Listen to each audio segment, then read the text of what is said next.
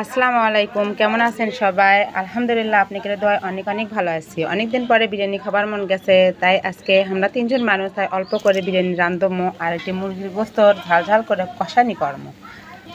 কষানি করার জন্য মুরগির আনগুলো আমি আজকে কাটিয়ে নিই, তার সাথে পাও লিছি, কলজে লিছি, আরও গোস্তও লিছি। আর এটি পেস্ট আমি ভাজা লিছি। ভিডিও অনেক বড় হবে দেখে আগে থেকে সব কিছু রেডি করছি।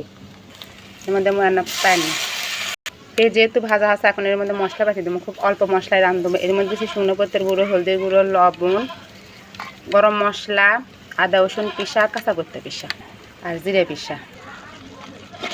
তা আজকে বিরিয়ানিটা আমি রাইস কুকারত রাঁধবো আর মাটির চুলাতে আমি এই মুরগির গোস্তর কষানোটা করবো। মশলা এদিকে কষাচ্ছি আর এদিকে চাউলটা আমি পানিতে ভিজে থুয়ে দেবো। পানিতে ভিজে তুলে বিরিয়ানি খুব ঝরঝরা হয়। মশলা কষানো হচ্ছে, এখন ধুয়ে লওয়া মুরগির গোস্তটার মধ্যে নেব। আর মাটির জিনিসত যে কোনো জিনিস রান দেবেন, খেতে কিন্তু ভালো লাগে গ্যাসের চুলের থেকে। মুরগির গোস্ত কষানি কিন্তু আসল, যত কষাবেন তত মুরগির গোস্তর মধ্যে ঝাল নুন সান্দাবে। আর এদিকে পোলার চাউলটা আমি রেডি করছি, কয়টা কাঁচা করতে দিচ্ছি আর লবণ দিচ্ছি নুনটা নুনটা হওয়ার জন্য। আর যদি মুরগির গোস্ত ঝাল কম হয় তাহলে ওই করতে পোলার সাথে ছানে পারবাম।